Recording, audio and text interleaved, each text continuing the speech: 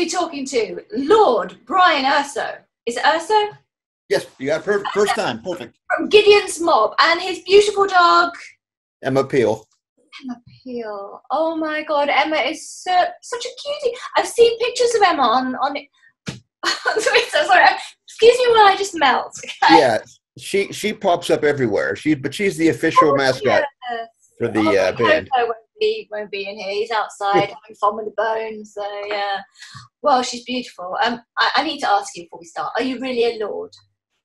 I bought a package. See, 1977 is when I first was exposed to English culture.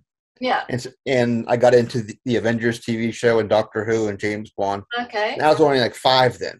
So since 77, I've been a huge Anglophile. Right. And so I found this guy that works in Scotland, and he sells like little plots of land that are like no bigger than a room. I know what you're going to say. Yeah. It's a legit title. So so I thought, just for a gimmick, what the hell? So I have Lord and Lady Urso, this little plot of land that's probably no bigger than my living room. Have you ever visited that plot of land? I'm thinking about it. I know that it's supposedly big enough that I could put like a little barn or something on it. Yeah. You know, but no, we have thought about going. But yeah, so that was a joke, but then I sort of used it as a gimmick to introduce myself as, you know. You know, I wanted to ask you actually whether it's helped you at all having that title, because believe it or not, I was considering doing this myself. It has not, and I don't expect people to call me that. You know, people call me Brian, Urso, dumbass. That's sort of what I respond to. So Lord is just mostly a joke, but no, I haven't heard. There's been no progress in the exposure to the band based on that. Okay, then. Now you're the lead guitarist of Gideons Mob. Yes. And your sound is sort of reminiscent of early 70s British prog rock. So you mentioned that 70s influence. Are there any particular bands that stand out for you? Oh, there's so many. Of course, Pink Floyd was huge. The biggest influence on my music, I'd probably say, are the Beatles and Bowie. Nobody big then. Nobody we've heard of. Yeah, probably never heard of those guys. They're 4 guys from Liverpool. No big deal. No, but it's Beatles, Bowie, Pink Floyd, yes, Emerson, Lake and Palmer. Who else do I love? Camel, Renaissance with Annie Haslam on vocals, ELO, you name it. I love it. And when I was a kid, again around the same time that I got into the British culture, my dad introduced me to prog rock. You know, introduced me to Yes and ELP, and then he also introduced me to jazz too, which is another story. But so I just sort of was like as a kid, I was a sponge. I just got into all this progressive music, and then of course the heavier stuff like Sabbath and Purple and Rainbow, I love. And from a guitarist point of view, I think my top 3 influences are Jimmy Page from Zeppelin, Ritchie Blackmore, and Tony Iommi. I think I call them my unholy trinity of. That's exactly what I was going to say. Yeah. Well, I wasn't going to say unholy. I was just going to say the Trinity. Yeah. Oh, absolutely. I mean, especially Page. You know, it's amazing if you go back and look at his session work, even before Yardbirds. It's immense.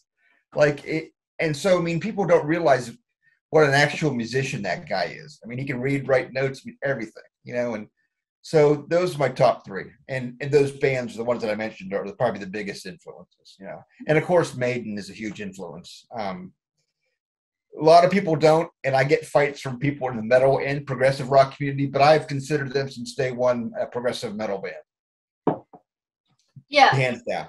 And they've only gotten more progressive metal. The new album is absolutely amazing. And it's rare that a band 40 plus years into their career are doing some of their best stuff. You know, a lot of bands at this time are like, we'll phone it in. Not Maiden, man. They take their time. I mean, it's like been, 6 years since Book of Souls. And now this one came out and it's just as fantastic. So So those are my influences. They're Okay. diverse and many. They are. Well, who else is in your band? Here's the big secret, and I did this for years. And when I play out, I hire people. Okay. When I play out locally, but in the studio, I actually do everything. And the reason why I say it's a band, two reasons. One, studies have shown that bands get more exposure than individual people. Two, I didn't want to be like one of these guys that were like, yes, well, I play all the instruments. So I didn't want to brag about that, you know? So, but yeah, it's me playing the bass, the drums, the guitars, the keyboards, everything. Wow. So it takes a long That's time. amazing. Yeah, it takes a long time between projects to write it down and then figure all the parts out. So yeah, that's the big secret. That's one of the reasons why the name is Gideon's Mob, like a group of people. It's a joke because it's just me in the studio. Well, that was my next question, because I had a feeling there was a story behind the name. There is. Tell us. Go on then. Go ahead. I have been, again, since the 70s, a comic book junkie. And my poor wife, she is so patient with me. But I think I have roughly like on 12,000 comics at this point. Wow. But one of my favorite writers is, again, from your neck of the woods, Grant Morrison, who's Scottish. And he wrote an amazing story called The Invisibles. And The Matrix stole a lot of it. I actually walked out of The Matrix because halfway through it because they stole so much from it. But there's a character in there called Gideon Stargrave. And his alter ego is this villain called King Mob. And so, again, being a Pink Floyd fan, they got their name from Pink, Anderson, and Floyd Council. And Sid just chopped the two names and put them together. Well, I said, I'll do the opposite of that. I'll take the first name of one and the last name of his alter ego, stick them together. And that's where we got the Gideons Mob. And it's a joke, again, because it's just one dude in the studio. I like it. I think it's perfect. Right. Yeah. Right. Suits you. But I always refer to online when I'm promoting it that it's us, they in the studio, because usually it's just me and a producer. So technically I'm not fibbing because there's someone else there. But as from a performance view, it's just me. But like I said, I didn't want to be one of those people that like, well, I play all the instruments, and that's so. Why for years, not? Blow your own trumpet, which I'm sure you probably could do. I did play trumpet as a kid for a couple years. No, but I don't know. I'm obnoxious enough as it is. I don't need any more fuel to the fire. So got it. Okay then. So 2020, you release a 6-track album. I would call that a mini album. Would you? Yes. More than absolutely. It's less than a full-length album, sort of a mini album. And now you've got what I believe is your 3rd album. Well, I'm working on Sonic Library right now. Yes, Sonic Library. It's a concept. It's known as a concept album. Right. Space Cadet Supernova has the first album that came out in 19 was the debut album. It just had a bunch of collections of songs, some of them personal, some of them not. And 2020 got a little more specific with Space Cadet Supernova, and we had the idea of space on a couple tunes. But this album, Sonic Library, again, goes back to my obsession with British culture. It's a story of a library in like the year 5000, looking back through time and going to the Victorian era of England. And each song is a specific novel from the Victorian era in England. And so far we've recorded Modern Prometheus, which is the other name for Frankenstein. And that starts out the album. The second track is called The Picture of Dorian Gray. And the third song is called The Curious Case of Dr. Jekyll. So each song is going to be like a Victorian horror gothic song. And I did that for 2 reasons. One, I love those stories. I've read those books. There's just something about them that draws me to that period. And 2, the public domain, so I don't have to pay anything. That's fantastic, you know. So that's what the concept for this one is. And this one's taken a little bit longer than the last one because drum-wise, This album I'm using live drums and I'm using drum programs. So it's taking a little bit longer, but it sounds better, I think. So Okay. And do you have a release date for Sonic Library? Well, you got 3 songs done. I'm probably gonna do 4 more, and I'm hoping April or May next year. Okay. Knowing me, that could change. Yeah. Right, that could change.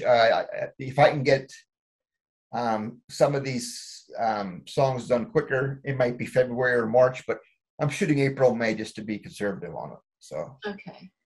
That brings me on to my next question about gigs, tours. What have you got planned? Well, because of COVID, it's a mess. Pennsylvania is a mess because their rules like vary every other day. What you can't do. You can wear a mask. You can't. So I just said, you know what, 2021 is a write-off. We'll just not do any gigs other than maybe over a video camera or something like that. Yeah. And probably start touring probably maybe March of next year, doing gigs then. And then during that tour, start implementing the new album out and putting some of the new songs out. You know, that was sort of the goal. The goal was to do a couple gigs before the album comes out, and do it like sort of what Pink Floyd did, like a whole year before Dark Side came out. They released it live. Nobody knew what it was, you know. So that was sort of condensing that maybe like a month or two before it comes out, do a couple shows and just play a couple tracks off it, just to give people an idea of what's coming out, you know. Yeah. So we'll see. But for us, for this year, no, it's not going to happen. No. So that's a US tour you've got planned. Right. Have you ever toured abroad? Or? I'd love to. I'd love to do some shows in the UK. I would absolutely love to. I've never been to London. As much as obsessed as I am with London and England, I've never been there. And I'd love to do some gigs there.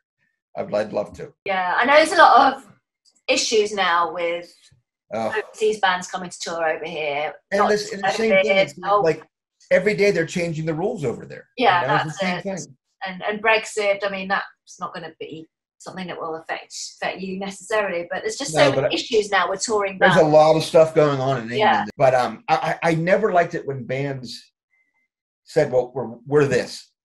We're pro Brexit. We're Remainers. You know, we're Trump. We're Biden. No, I want everybody to buy my music. I don't care if you're a Remainer or a Brexit. I don't care if you're for Corbyn or who do you have in there now? What's his name? Johnson. He has bad hair. Yeah, he's had bad hair like Trump. Yeah, I don't care if you're Corbyn or Johnson. I want you to buy our music and enjoy it.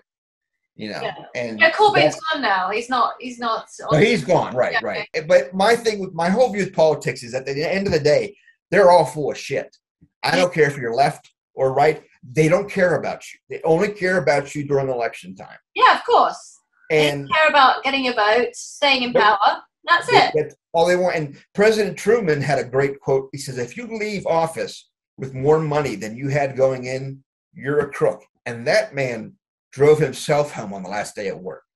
Wow. So, of course, that was 1950. That was a big difference. But that's sort of my philosophy. You know, I at the end of the day, they don't care about it, you know, and so I never put on my wall on Twitter or Facebook, vote this, vote that, vote that. I mean, I might like or tweets or like a thing about speech or something, free speech, but I try to stay out of that, you know, because you know, because first of all, why do you want to cut off half your income? You know, that's what I never understood that. Like Roger Waters, as much as I love him, he gets involved in the Palestine and Israel stuff. I'm like, you're going to piss off somebody either way. Oh yeah. So why do you want to do that? You know why? So, and I know it's hip to get political, but nah, I'm not famous enough to do that yet. No, well, I agree with you anyway. I personally feel that music should be a force for bringing people together and not causing divisions and separation. That's what I feel very strongly. Absolutely. There's an app I belong to called Radio Play, and they'll take your music and put it on radio stations in different places. And I said to my dad, I said, this is amazing. So I brought it up. I said, there's a guy in Palestine that likes Gideons Mob, and he bought the album. And there's a guy in Israel likes. I said, that's amazing. That's amazing that you have this division, but they all love the same music. You know? I said, that's what's great about music. That's why it's so important to not get involved with that stuff. You know, just let your music do the talking for you. Exactly. I agree totally. Yeah. And on that note, and after our political discussion, I think we'll leave it there. I mean, it's been so lovely finally speaking. You know, thank you so much for this interview. I talked to you off and on Twitter, and that was so nice of you to take the time to interview me. I really appreciate it. And to see Emma Peel in the flesh, in the fur. Yeah, finally got to see her. She's taking her afternoon. Now, she's taking a nap, is she? She's her afternoon nap. Life is very rough for Emma Peel. So. But thank you very much, and I appreciate everything. Thank you so much. You're more than welcome, and it's been lovely talking to you. So take care, and I hope to see you over here one day. I will give you. I will let you know. You'll be the first to know. Yes, we'll do a tour of the UK. That works. Thank you. God bless. Lots of love. Big hugs. Bye. Bye. This is rock and roll.